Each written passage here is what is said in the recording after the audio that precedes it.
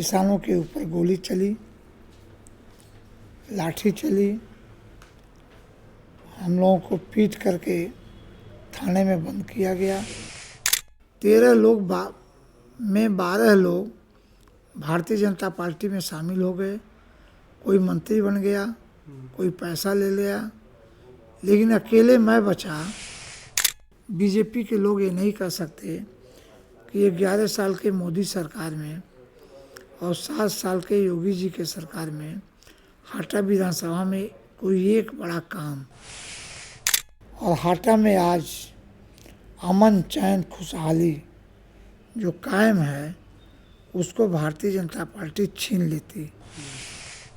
आज 1,75,000 करोड़ के घाटे में मोदी जी ने इसको पहुंचा दिया। नमस्कार, मेरा नाम है शिवम। आप देख रहे हैं द गोरखपुर टाइम्स। हमारे साथ बात करने के लिए मौजूद हैं समाजवादी पार्टी सरकार में मंत्री रहे श्री राधेश्याम सिंह जी। किसानों की आवाज़ पूर्वांचल के क्षेत्र में जाने जाते हैं कि किसानों की आवाज़ अगर कोई बुलंद करता है तो माननीय मंत्री जी, इनसे हम बात करेंगे। सबसे पहले धन्यवाद आपका, नमस्कार चैनल पे बात करने के लिए। धन्यवाद आपको। अभी तक हम लोगों ने जितनी भी बातचीत सुनी है आपकी मीडिया प्लेटफॉर्म पे, तो लोग तात्कालिक मुद्दों की ही ज़्यादा बात करते दिखते हैं। हम थोड़ा सा शुरू से बात करते हैं कि आपकी जो राजनीति थी वो छात्र राजनीति से थी या पारिवारिक पृष्ठभूमि राजनीति की थी। जनता का कमेंट जो आता है इस मुद्दे पे ज़्यादा आता है। देखिए, पारिवारिक कोई राजनीतिक पृष्ठभूमि नहीं रही है जी। हम शुरू से गरीब कमज़ोर के ऊपर हो रहे अन्याय और जुल्म के खिलाफ लड़ने का एक जज्बा रहा है, और हम हमेशा अन्याय के खिलाफ संघर्ष करके इस मुकाम को हासिल मैंने किया है। जब हम पढ़ते थे तब भी हम किसी गरीब के ऊपर जुल्म को बर्दाश्त नहीं करते थे, और आज भी हम किसी के ऊपर जुल्म होता है वो जाति और धर्म की बात छोड़ करके हम उसके मदद में खड़े हो जाते हैं। तो आपकी जो राजनीति शुरू हुई थी, जैसे हम अगर बहुत पीछे चलें कि जब आप पहली बार विधायक बने थे, वो दौर के बारे में थोड़ा सा बताइए। हम 1989 में हम किसान यूनियन का गठन किए और किसानों के हित की लड़ाई में लड़ता था। उस समय हमारे जनपद में देवरिया और कुशीनगर मिला करके 14 चीनी मिलें थीं, और सबसे ज़्यादा दुखी किसान था। किसान हित में हम लड़ते थे और किसानों की समस्याओं को लेकर के अधिकारियों के वहाँ आना, उनसे बात करना, किसानों के बीच में रहना। अचानक रामकोला जब चीनी मिल 1992 में बंद कर दिया गया और उस चीनी मिल पर किसानों का 10 करोड़ बकाया था, तो मैंने एक आंदोलन शुरू किया। उस समय भारतीय जनता पार्टी की सरकार रही और माननीय कल्याण सिंह जी मुख्यमंत्री थे। लंबा आंदोलन चला, कई बार मेरी गिरफ्तारी हुई, कई बार जेल भेजा गया, लेकिन जेल से छूटने के बाद हमने भी तय किया था कि जब तक चीनी मिल नहीं चलेगा और जब तक 1-1 रुपए का पेमेंट किसानों को नहीं मिलेगा तब तक हम अपने घर नहीं जाएंगे। आंदोलन महीनों चला, लेकिन भारतीय जनता पार्टी की सरकार में उस समय तत्कालीन गन्ना मंत्री रहे रामकोला के विधायक, उनके इशारे पर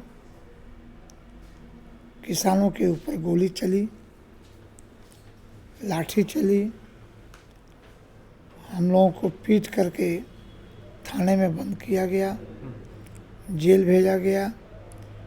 मेरे साथ 2 किसान गोली से मारे गए। बीबीसी लंदन उस आंदोलन को 72 घंटा लगातार चलाया। चीनी मिल मालिक पवन साहनी को गिरफ्तार होना पड़ा और चीनी मिल के एक पाई का पेमेंट भी हुआ। और आज चीनी मिल उसी कुर्बानी का देन है कि इस ज़िले में, पूर्वांचल में सबसे अच्छी चीनी मिल रामकोला पंजाब चल रही है। ये हमारे आंदोलन और कुर्बानी और जनता के आंदोलन का देन है। उसके बाद मेरे खिलाफ बहुत मुकदमे लिखे गए। इतने मुकदमे लिखे गए कि मैं जीवन भर जेल में ही रहता। उस मामले की न्यायिक जांच शुरू हो गई और न्यायिक जांच में 2 हिस्से में लोग बंट गए। बड़े जमात के लोग हमारे खिलाफ हो गए, जिन्होंने ये बयान देना शुरू किया माननीय उच्च न्यायालय के जज के सामने, न्यायाधीश के सामने, कि राधेश्याम सिंह ने पुलिस के ऊपर गोली चलाई। और गरीब किसान मेरे पक्ष में खड़े हो गए कि नहीं, पुलिस ने किसानों पर गोली चलाई। 94 में नेताजी श्री मुलायम सिंह यादव जी की सरकार बनी और नेताजी ने मेरे निवेदन को स्वीकार करते हुए किसानों पर जो भी मुकदमे दर्ज हुए थे उसको उन्होंने वापस ले लिया। अगर वापस नहीं लिए होते तो आज हम लोग जेल में होते, तमाम किसानों की सजा हो गई होती। आज वही दौर इस समय भी चल रहा है। आज भी बीजेपी की सरकार है। इसी ज़िले में कप्तानगंज चीनी मिल है, 42 करोड़ बकाया है। इसके लिए भी मैं आंदोलन शुरू किया। एसडीएम के वहाँ धरना दिया, डीएम के वहाँ धरना दिया। यहाँ तक कि जब पूरा प्रदेश दीपावली मना रहा था तो दीपावली के एक दिन पहले हमारे हाटा घर को, गोरखपुर घर को और गांव वाले घर को पुलिस ने छावनी के रूप में तब्दील कर दिया। और दीपावली के दिन जब हम धरना देने पहुंचे कप्तानगंज तहसील पर तो मुझे गिरफ्तार करके जेल भेज दिया और मुकदमा दर्ज किया। अभी 15 दिन पहले 10 करोड़ रुपए का पेमेंट चीनी मिल मालिक ने दिया है। जब मुझे जानकारी हुई तो मैं दिल्ली में था। मुझे बहुत खुशी हुई कि कम से कम मेरे जेल जाने से और दीपावली के दिन मेरी गिरफ्तारी से कप्तानगंज के किसानों को 10 करोड़ का पेमेंट हुआ। और मैंने चीनी मिल मालिक को भी बधाई दिया और कहा कि शेष जो 30 करोड़ और बाकी है वो भी पेमेंट दीजिए और कप्तानगंज चीनी मिल को अगली साल आप चला दीजिए ताकि कप्तानगंज चीनी मिल का किसान खुशहाली के रास्ते पर पहले की भांति चले। इन सब मुद्दों को लेकर के हम हमेशा जनता के बीच में रहते हैं। जहाँ भी जुल्म, अत्याचार, अन्याय होता है वहाँ हम जाते हैं। तो जो आपने पहली घटना बताई रामकोला चीनी मिल की, वो घटना तो आज भी इतिहास के पन्नों में दर्ज है और एक बहुत साहसिक घटना मानी जाती है उसको। उस समय आप समाजवादी पार्टी में थे?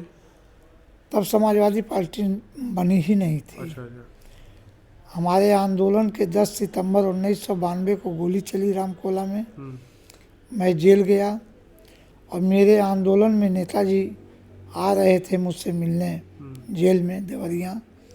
तो नेताजी को गिरफ्तार करके भाजपा के लोगों ने उन्हें बनारस के जेल में बंद किया और जब बनारस के जेल से रिहा हुए नेताजी तो रामकोला में बहुत बड़ी सभा किए और शहीद किसानों के घर गए और उन्होंने घोषणा किया कि हम उत्तर प्रदेश और देश के पुराने समाजवादियों को इकट्ठा करेंगे और समाजवादी पार्टी का गठन करेंगे। 10 सितंबर को रामकोला में गोली चली और 5 अक्टूबर 1992 को समाजवादी पार्टी का गठन हुआ। हम चुनाव लड़े 1996 में।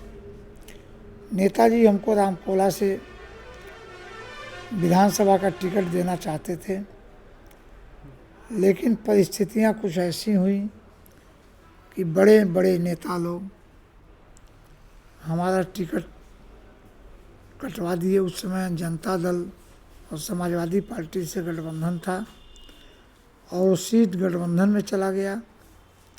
लेकिन नेताजी से आशीर्वाद लेकर के मैं निर्दलीय चुनाव लड़ा और उस समय 72,000 वोट पा करके जनता ने हमको निर्दल चुनाव जीता करके उत्तर प्रदेश की विधानसभा में भेजा। 1996 में 13 लोग हम लोग निर्दल जीत के गए थे। 13 लोग में 12 लोग भारतीय जनता पार्टी में शामिल हो गए। कोई मंत्री बन गया, कोई पैसा ले लिया, लेकिन अकेले मैं बचा कि जो सीधे मैं नेताजी श्री मुलायम सिंह यादव जी को अपना नेता माना और समाजवादी पार्टी का झंडा बुलंद किया। और आज तक कभी परिस्थितियां कुछ भी रहा हो, मैंने कभी दल नहीं बदला और न कभी किसी दल के सामने मैंने झुकने का काम किया। बहुत मुकदमे दर्ज हुए, मुकदमों को मैंने झेला, आज भी झेलता हूँ मुकदमा। कल भी जब संघर्ष करना है तो मुकदमा झेलेंगे, लेकिन झुकना हमारी आदत में नहीं है। इसलिए हम लोगों के साथ कमज़ोर और गरीब की लाठी बन करके खड़े रहते हैं। हमारा अगला सवाल था, थोड़ा बहुत आपने उस पर प्रकाश डाला कि आज केंद्र में पिछले 12 सालों से मोदी सरकार काम कर रही है और उत्तर प्रदेश में भी पिछले 10 सालों से 7-8 साल हो गए उत्तर प्रदेश सरकार काम कर रही है भाजपा की। अभी भी ये जो चीनी का कटोरा कहा जाने वाला क्षेत्र है उसमें बहुत सारी चीनी मिलें बंद हैं। इस उदासीनता का क्या कारण है? देखिए, जब जब समाजवादी की सरकार बनी है, इसी हाटा में एशिया की सबसे बड़ी चीनी मिल हम लोगों के निवेदन पर आदरणीय नेताजी ने ढाड़ा में चीनी मिल लगवाया। पड़ौना जिले में जितने बड़े काम हुए हैं सब समाजवादी सरकार में हुए हैं और भारतीय जनता पार्टी की सरकार में रामकोला की चीनी मिल खेतान बंद हुआ, छितौनी बंद हुआ, बैतालपुर बंद हुआ, गौरी बाजार बंद हुआ, देवरिया बंद हुआ, भटनी बंद हुआ। ये सब जो चीनी मिलें बंद हुई, ये सब भारतीय जनता पार्टी की सरकार में बंद हुई और बसपा की सरकार बनी तो इन मिलों को बेच दिया गया। तो समाजवादी पार्टी जब जब रही है किसानों के हित के लिए हमेशा काम की है। अभी पूर्वांचल की सबसे बड़ी विद्युत परियोजना माननीय अखिलेश यादव जी ने 220, 132 और 33 केवीए का बिजली घर ये पट्टन में 15 एकड़ ज़मीन में लगाया है। आज़ादी के बाद कुशीनगर ज़िले में चाहे जिसकी भी सरकार रही हो, किसी ने नहीं लगाया। पड़ौना को जिला बनाने की बात आई तो समाजवादी पार्टी ने बनाया। एक दिन में 2 तहसील खड्डा को और कप्तानगंज को माननीय अखिलेश यादव जी ने दिया। इसी हाटा में जहाँ आप आए हैं, town area, Hata town area था, इसको मैंने नगर पालिका बनाया। यहाँ एक बड़ा डांग बंगला बनवाया, नई तहसील बनवाया और डिग्री कॉलेज बना, ITI स्कूल बना, पॉलिटेक्निक स्कूल बना। बीजेपी के लोग ये नहीं कह सकते कि 11 साल के मोदी सरकार में और 7 साल के योगी जी के सरकार में हाटा विधानसभा में कोई एक बड़ा काम भारतीय जनता पार्टी की सरकार में हुआ हो। ये लोग आपके चैनल पर बोल नहीं सकते कोई एक बड़ा काम। मैंने कई दर्जन काम, बड़ा काम मैंने करवा करके जनता को समर्पित किया। अब जनता ने विकास को हरा दिया। जाति हमारा जो अगला सवाल था यही था कि आखिर इतने विकास कार्यों के बाद जनता क्यों समाजवादी पार्टी को सपोर्ट नहीं कर रही है? कहाँ कहाँ कमी रह जा रही है? जाति और धर्म की राजनीति भारी है विकास पर। आज जो देख रहे हैं हाटा में जो हुआ है, 25 साल पहले का बना हुआ मदनी मस्जिद 1999 से बन रहा है और 2004 में पूर्ण हुआ। 25 साल तक बहुत SDM रहे होंगे, तहसीलदार रहे होंगे, DM रहे होंगे, SP रहे होंगे। अगर मस्जिद में कोई खामियां थी बनने में तो उसी समय रोक देना चाहिए था। 25 साल के बाद अचानक मस्जिद को तोड़ना इनकी मंशा नहीं थी। मस्जिद तोड़ने के बहाने सांप्रदायिक दंगा कराना इनकी मंशा थी। अगर हम लोग गए होते मौके पर, हाटा की जनता ने संयम से काम नहीं लिया होता तो आज दूसरा संभल पूर्वांचल में हाटा रहता और हाटा में आज अमन, चैन, खुशहाली जो कायम है उसको भारतीय जनता पार्टी छीन लेती। इसलिए जो घटना घटी है इसको हमारे नेता राष्ट्रीय अध्यक्ष अखिलेश यादव जी ने बहुत गंभीरता से लिया है, जिसको आज नेता विधान परिषद माननीय लाल बिहारी यादव जी के नेतृत्व में एक जांच कमेटी भेजा है। उसकी रिपोर्ट बना करके हम लोग राष्ट्रीय अध्यक्ष जी को देंगे और समाजवादी पार्टी सड़क से सदन तक और कोर्ट तक हम लोग इस लड़ाई को लड़ेंगे और न्याय दिलाने का काम करेंगे। और शांतिप्रिय तरीके से प्रशासन चाहती है कि माहौल बिगड़े, हम लोग माहौल को बिगड़ने नहीं देंगे, लेकिन हम लोग अपनी बात कहने से चूकेंगे भी नहीं, हम लोग अपनी बात कहेंगे भी। अच्छा, एक सवाल ये है कि RSS एक संगठन है, राष्ट्रव्यापी संगठन है, उसके जो मुखिया इस समय मोहन भागवत जी, उन्होंने कहा कि अब मस्जिद ढूंढना हर घर में बंद करो, हर मस्जिद में मंदिर ढूंढना बंद करो। तो आखिर ये क्या कारण है कि लगातार इस तरह से कार्रवाई होती जा रही है? देखिए, मोहन भागवत जी के उस बयान का मैं भी समर्थन करता हूँ और सुप्रीम कोर्ट ने भी 2022 में ये रूलिंग दिया कि कोई भी धार्मिक स्थल पर बुलडोजर न चलाई जाए। लेकिन एक ऐसी तानाशाह सरकार है कि जो न सुप्रीम कोर्ट के आदेश को मानती है और न हाई कोर्ट के आदेश को मानती है, न कानून को मानती है। और मोहन भागवत जी के योगदान से भारतीय जनता पार्टी जो खड़ी है, उनके भी आदेश को भी ये लोग नहीं माने और हर जगह बुलडोज़र चलाने का काम ये लोग करते हैं। क्योंकि मुझे याद है 2014 में मैं भी लोकसभा का चुनाव लड़ा था और मोदी जी इसी पड़ौना में आए थे। मोदी जी का भाषण आज भी मुझे याद है। मोदी जी ने कहा था सीना ठोंक करके कि जिताओ, गरीबी को 100 दिन में कम कर देंगे। कड़ू का तेल 60 रुपये लीटर था 2014 में, आज 160 रुपये लीटर हो गया।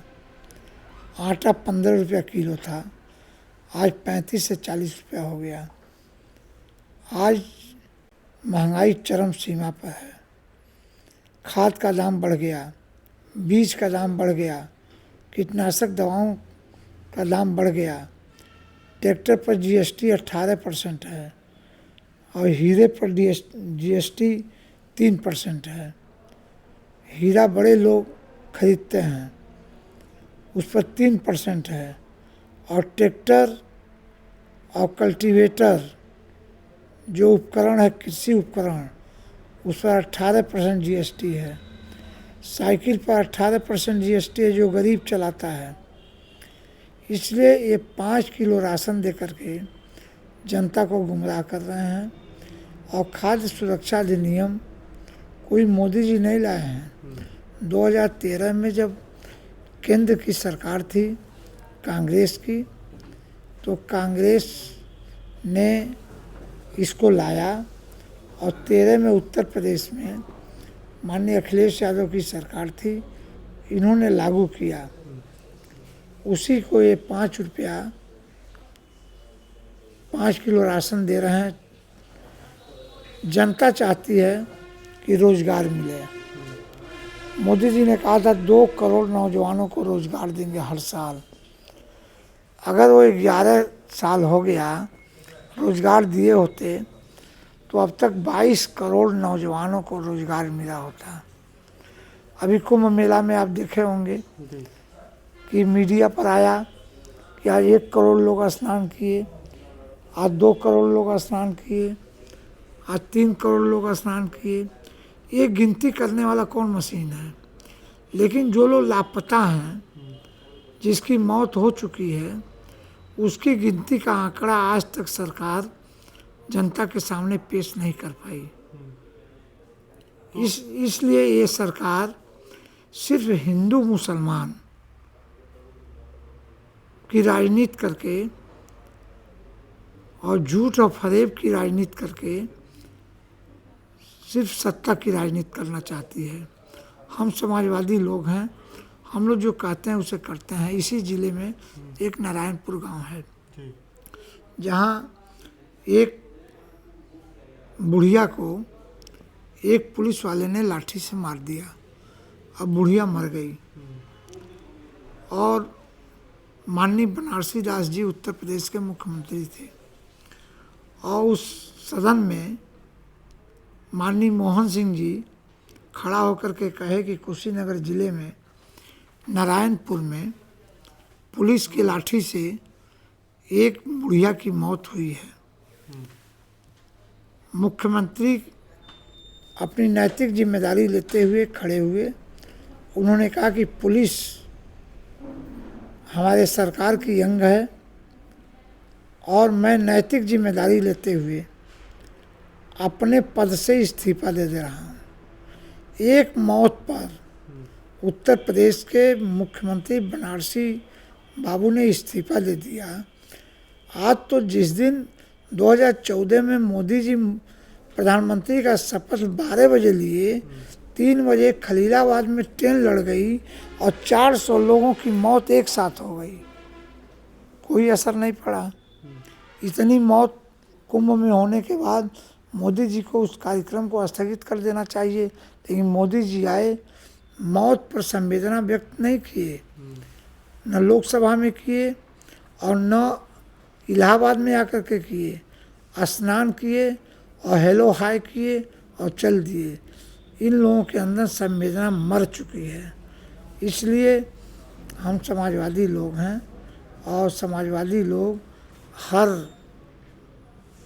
कमज़ोर, गरीब, विवश और लाचार के साथ खड़े रहते हैं। जैसा कि आपने कहा कि संवेदना मर गई है, ये नैतिक मूल्यों का पतन हो गया है, तो आखिर ये राजनीति इस स्तर तक क्यों आ गई? क्या सिर्फ सत्ता के लिए नैतिक मूल्यों का पतन हो गया है?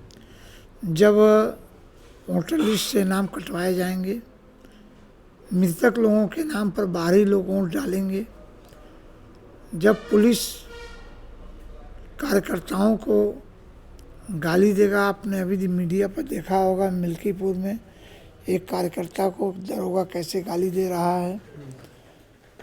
तो ये लोकतंत्र की हत्या हुई है। बाबा साहब के संविधान के अनुरूप एक वोट का अधिकार, चाहे छोटा आदमी हो चाहे बड़ा आदमी हो, एक अधिकार सबका एक समान है। इसलिए हमारी तो मांग है कि जिस देश में ईवीएम बना है वहाँ भी बैलेट पेपर से मतदान होता है। ईवीएम को हटाया जाए, बैलेट पेपर से वोट हो, लोकतंत्र को बहाल किया जाए और जनता जिसको चाहे उसको वोट करे, जबरन वोट किसी को न दिया जाए। आज तो लोग आंदोलन करने से डरते हैं, कोई बात बोलने से डरते हैं कि मुकदमा दर्ज हो जाएगा, पुलिस लाठी से पीट देगी, बंद कर देगी और जेल भेज देगी। इससे लोग बोल नहीं पाते हैं। एकदम हिटलर शाही है, तानाशाही है और तानाशाही के खिलाफ समाजवादी लोग ही लड़े हैं और आगे भी लड़ेंगे। लोकसभा चुनाव में विपक्ष की जो पार्टी थी वो मजबूत हो रही थी, लेकिन अभी 1 साल नहीं हो रहा है और धीरे धीरे ये फिर बीजेपी जो पार्टी है वो राजनीति में उभरती जा रही है। अभी दिल्ली चुनाव जीता, मिल्कीपुर का उपचुनाव जीता, इसको आप कैसे देखते हैं? चुनाव कैसे जीते हैं, मीडिया के माध्यम से पूरे देश की जनता ने देखा है। चुनाव पैसे के दम पर, शराब बांट करके, लोगों को रोक करके, पुलिस को आगे करके, चुनाव उम्मीदवार नहीं बल्कि एसपी और कलेक्टर चुनाव लड़ रहे हैं। जिला पंचायत के चुनाव में पर्चे छीन लिए जा रहे हैं, ब्लॉक प्रमुखी के चुनाव में पर्चे छीन लिए जा रहे हैं, पर्चा दाखिल नहीं करने दिया जा रहा है। कहाँ लोकतंत्र है, कहाँ बाबा साहब का संविधान है। इसलिए संविधान को बचाने के लिए और अपने एक वोट की कीमत को बचाने के लिए संघर्ष करना ही एक रास्ता है, जिसको जयप्रकाश नारायण ने किया था। और जेपी आंदोलन कोई ज़रूर एक जयप्रकाश नारायण पैदा होगा। इंदिरा गांधी से तानाशाह कोई नहीं हो सकता।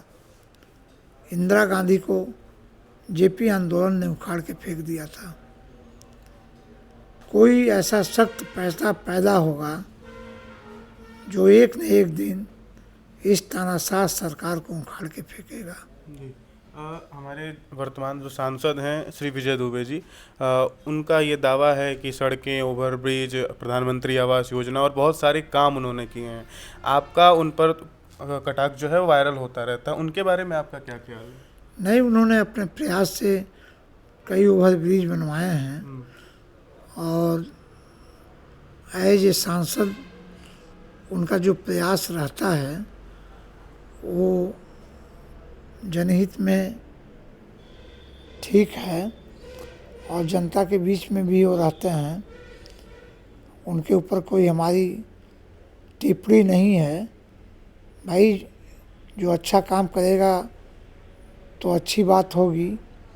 अभी कप्तानगंज में और कसिया में ओवरब्रिज उन्होंने बनवाया है, लेकिन एक चीज़ कहना है कि इंटरनेशनल जो एयरपोर्ट का लोकार्पण हुआ, जिसमें माननीय अखिलेश यादव जी ने 260 करोड़ रुपया दिया था रनवे बनवाने के लिए और बाउंड्री कराने के लिए और काश्तकारों को पैसा बांटने के लिए, उसमें हमारे सरकार का भी पैसा लगा है।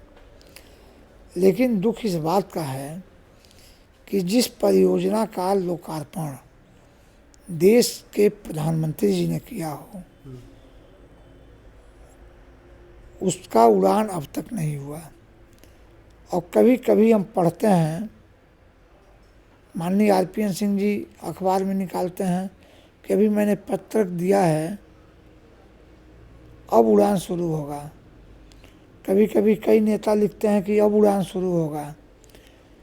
अब प्रधानमंत्री से बड़ा भी कोई नेता है क्या?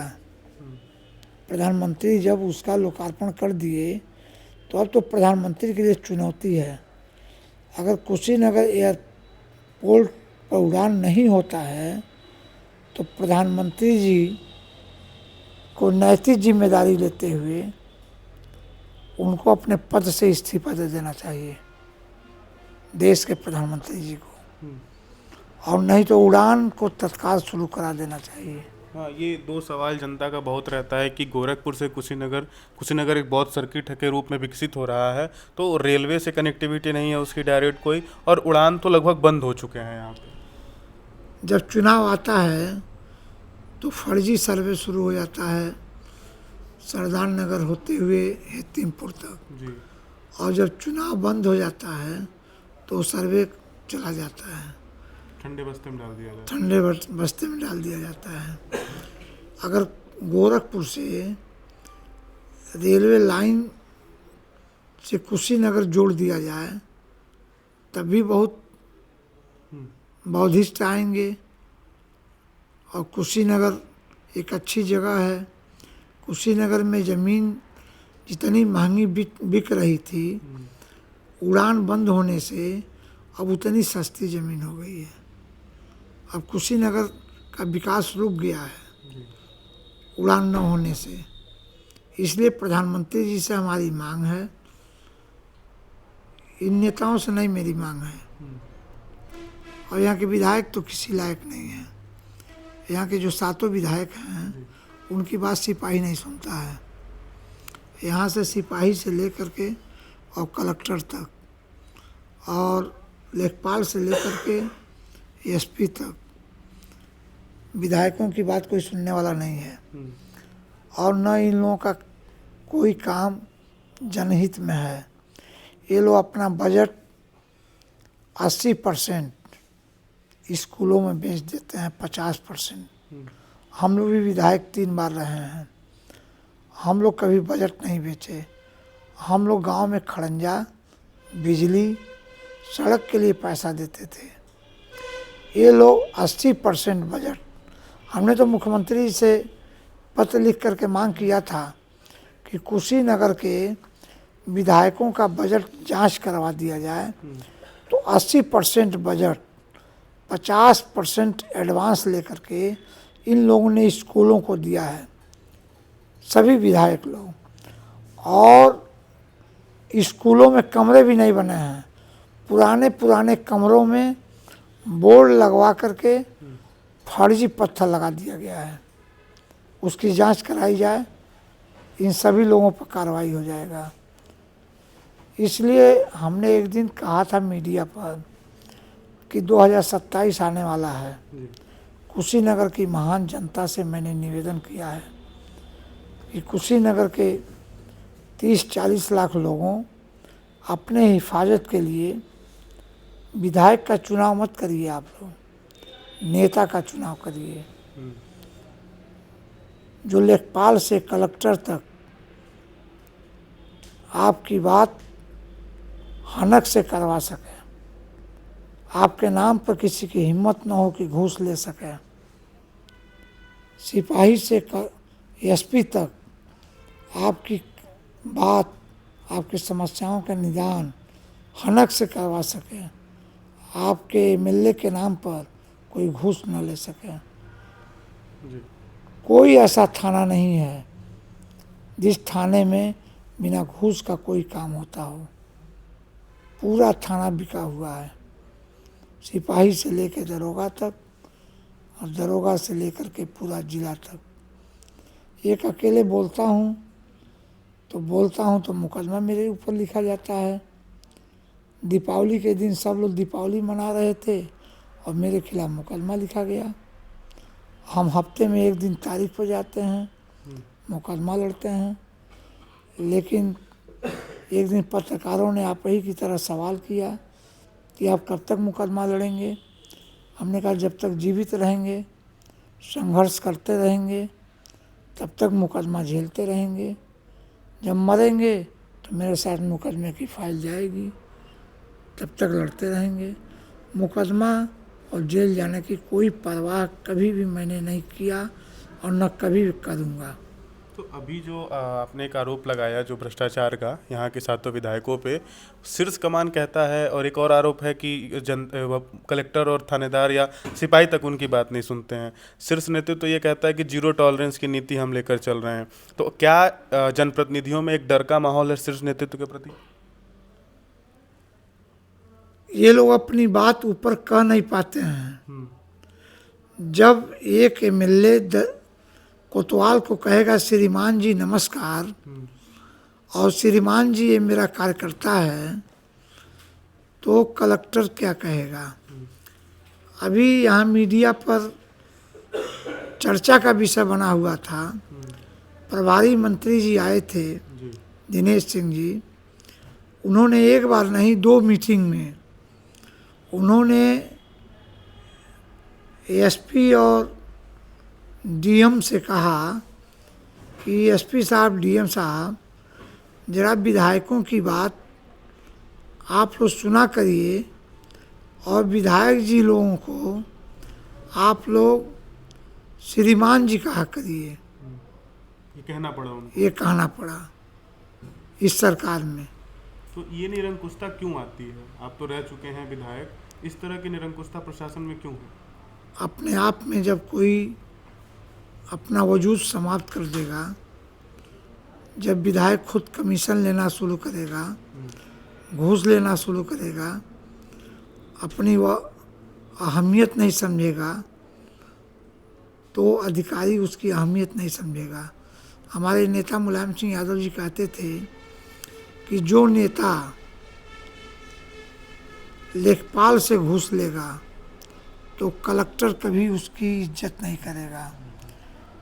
हमारे नेता मुलायम सिंह यादव जी कहते थे कि जो नेता सिपाही से घूस लेगा उसकी इज्जत कभी पुलिस कप्तान नहीं करेगा। जी। ये हमारे नेता मुलायम सिंह यादव जी कहते थे। उसके अनुरूप नेताओं को रहना चाहिए। अच्छा, अब 2027 बहुत नज़दीक है, ज़्यादा दूर नहीं है, 2 साल बाद चुनाव है। तो आप अपने विधानसभा में, कुशीनगर विधानसभा में, बाकी विधानसभाओं में सपा की राजनीति को कहाँ देखते हैं? समाजवादी पार्टी चुनाव के लिए तैयार है। गांव-गांव में पीडीए बैठक हो रही है राष्ट्रीय अध्यक्ष जी के नेतृत्व में, और जहां से जिसको राष्ट्रीय अध्यक्ष जी टिकट देंगे वहां से चुनाव वो लोग लड़ेंगे। अब जनता के ऊपर है कि जनता को 5 किलो राशन चाहिए, कि अपने बेटे को शिक्षा मुफ्त चाहिए, दवाई मुफ्त चाहिए, पढ़ाई मुफ्त चाहिए, कि रोजगार चाहिए। माननीय अखिलेश यादव जी ने एक कानून बनाया था कि हाई स्कूल का सर्टिफिकेट ले आइए, इंटर का सर्टिफिकेट ले आइए, और दौड़ में जो सबसे आगे निकल जाएगा उस नौजवान को सीधे सिपाही में भर्ती करते थे। उस योजना को इन लोगों ने बंद कर दिया। हम बेटियों को इंटर पास 30,000 रुपया कन्या विद्या धन दे रहे थे, इस सरकार ने बंद कर दिया। हम हाई स्कूल इंटर पास नौजवान बच्चों को जिनके पिता खेतों में 400 रुपये की मजदूरी करते हैं, पढ़ने में बेटा होनहार है, लैपटॉप नहीं खरीद पाता है, तो हमारे नेता अखिलेश यादव जी उन नौजवानों को लैपटॉप दे रहे थे कैंप लगा करके स्कूलों में। उसको लैपटॉप को इस सरकार ने देना बंद कर दिया। हम गांव में नरेगा में काम करने वाले गरीब मजदूरों को जो साइकिल से चलते हैं उनको हम साइकिल दे रहे थे, इस सरकार ने उसको बंद कर दिया। गरीब महिलाओं को विश्व की सबसे बड़ी योजना, जिसको विश्व के लोगों ने सराहा, उसको हम लोग दे रहे थे उसको भी इन लोगों ने बंद कर दिया। महिलाओं को, सारी योजनाओं को इन लोगों ने बंद कर दिया एक राशन के नाम पर।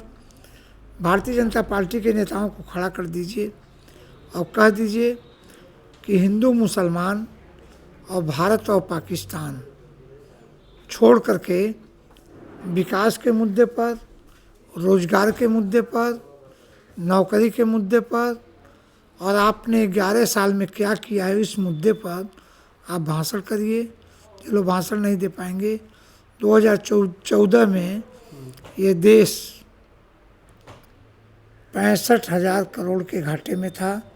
आज 1,75,000 करोड़ के घाटे में मोदी जी ने इसको पहुंचा दिया। कुछ दिन और रह जाएंगे तो ये देश पूरे कर्ज में डूब जाएगा। अब पूरा देश कर्जदार हो जाएगा और लंका का हाल भारत का हाल होगा, श्रीलंका की तरह। श्रीलंका की तरह। लेकिन एक तीखा सवाल ये पूछा जाता रहा है पिछले कुछ सालों से कि आखिर अगर इतने आरोप लगते हैं फिर भी जनता उनका चुनाव क्यों कर रही है? क्या समाजवादी पार्टी या कांग्रेस या अन्य विपक्षी दल अपनी बात जनता तक नहीं पहुंचा पा रहे हैं? जनता तक पहुंचाया जा रहा है, लेकिन लोकतंत्र में निष्पक्ष रूप से जनता को मतदान करने का अधिकार नहीं दिया जा रहा है। वोटर लिस्ट से नाम कटवाए जा रहे हैं।